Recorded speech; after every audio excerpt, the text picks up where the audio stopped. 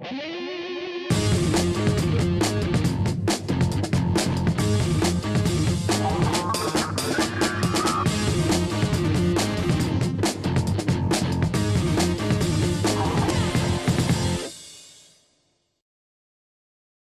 I'm Joe Montana, and I'm really pleased to be able to talk with you drivers about the iGPS pallet. When I first learned about iGPS, I was so impressed that I contacted the company and ultimately joined its board of directors. I have to admit, I didn't know much about pallets before getting involved with iGPS, but since then, I've learned quite a lot. And without a doubt, the people who move pallets, you drivers, are the key players in it all. I've seen how you all work as a team to make sure that you, everyone around you, and the products you move all stay safe. The iGPS pallet is revolutionary, and like most new things, it requires some minor changes in how you handle them, especially in freezer and wet environments. Now, a lot of the information you're about to hear is nothing new to you, but it does include some great tips for working with the new iGPS pallet. In the end, though, it's just good driving and forklift operation. We want this video to serve as a reminder of best practices to keep everyone safe. I think you're going to find this helpful. When driving a car, there are certain extra precautions to take when operating on a slippery, icy road versus a dry, even road. The same can be said about the proper handling of pallets in a freezer or wet environment, which is why the primary focus of this video is on the operation of forklifts in freezer or wet environments. Most of the information presented in the next few minutes is common to the general safe operation of forklifts with plastic or wood pallets. But there are some differences to understand with the iGPS pallet. To start, let's review some of the unique features on the plastic iGPS pallet. The iGPS pallet is lighter than the standard wood pallet. In fact, it's 30% lighter than wood. That's a 27-pound savings per pallet, which translates to a 500 to 2,000 pounds savings per truckload. Being lighter, it's less costly to transport and easier to handle. Being a stronger pallet than its wood counterpart, the iGPS pallet meets or exceeds GMA and ISO standards. We've engineered the solid top deck to reduce product damage and rejected loads.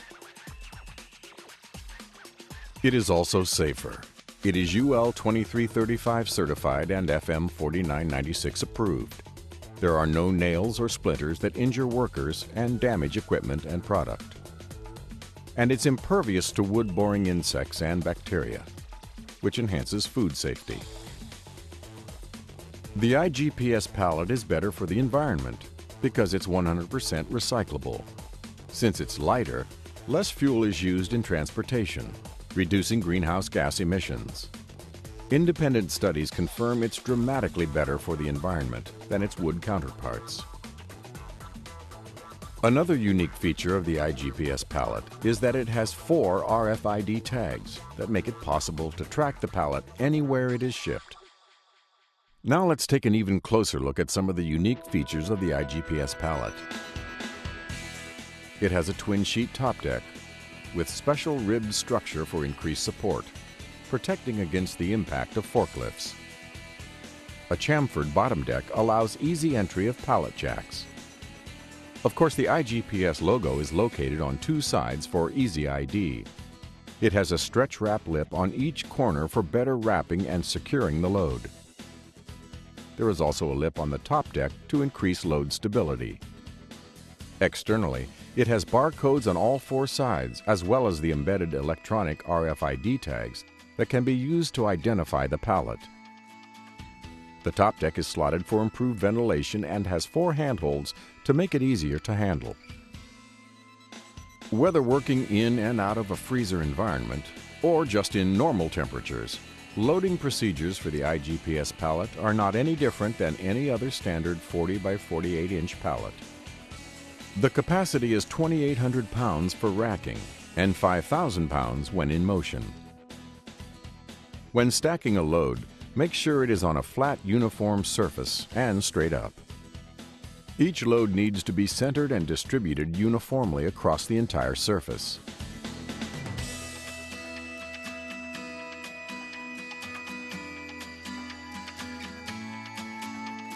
Much of this information can be verified on the data plate that is attached to the body of the forklift. As many of you are aware, operating in and out of a freezer environment can be challenging. Ice and frost can build up on the fork tines, which then become very slippery. This can happen during normal loading and unloading, but especially when the forklift sits for a while during breaks or when charging batteries.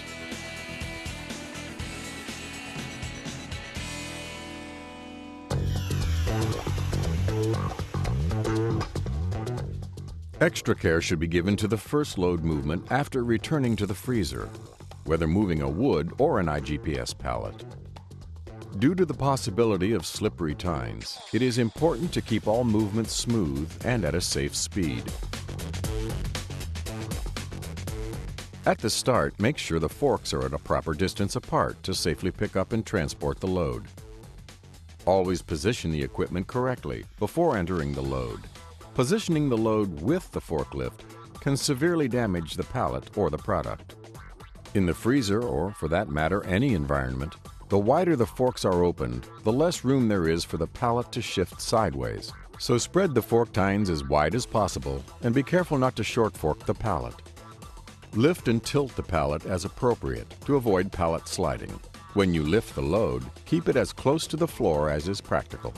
Always start and stop smoothly, and when turning, take extra care, especially with a raised load. Make all turns while lowering pallets in a smooth and fluid motion. All of these procedures are the same when operating in any environment, but they are especially critical in freezer and wet environments because of the added possibility of condensation on the tines and on the pallet. So remember, make sure the load is centered and secured, that the fork tines are spread apart as wide as possible, that the forklift and the load are positioned properly, and that you don't position the load with the forklift, and completely inserted for stability. Lift and tilt the load as appropriate before transporting. Keep the load as low to the floor as is practical, and keep your speed at a safe level and make smooth starts, stops, and turns. Now, besides the general operating procedures, there are a few additional measures that can be taken to help decrease the impact of condensation. You still need to operate in the safe manner as we have described, but here are a few things that have proven to be effective to minimize the slippage when the tines develop ice or get wet. One solution is a special tape rated to -40 degrees called anti-skid tape. It can be added to the end of the forks to prevent slipping. Spot welds on the tines are also ideal for a mixed pallet environment.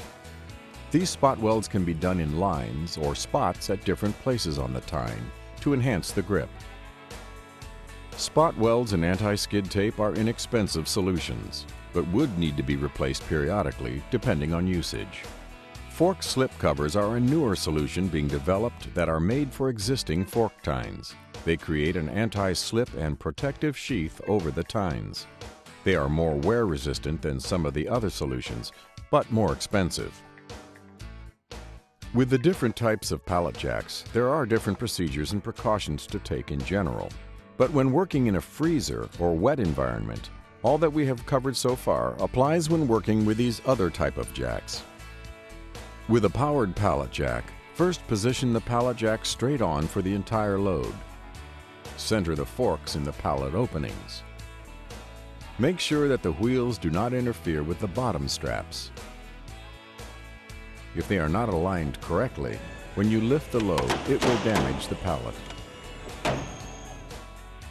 With a reach truck, always be aware when entering a racking system. Make sure you have visibility of the rack position when you are placing or retrieving loaded pallets in a double deep rack. Know the equipment specifications and load limitations, especially for the maximum load when the forks are fully extended.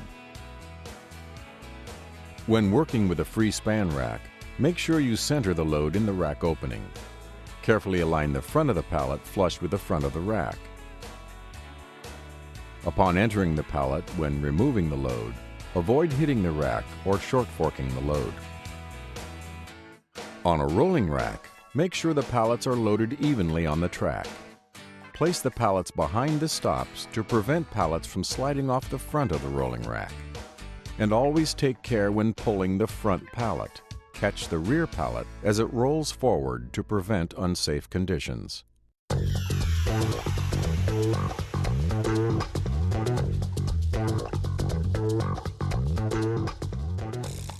As I said at the beginning, a lot of this information isn't new to you drivers, and this is not intended to be your main source of training, but rather some additional information, especially for when you're working in freezer and wet environments with the new iGPS pallet.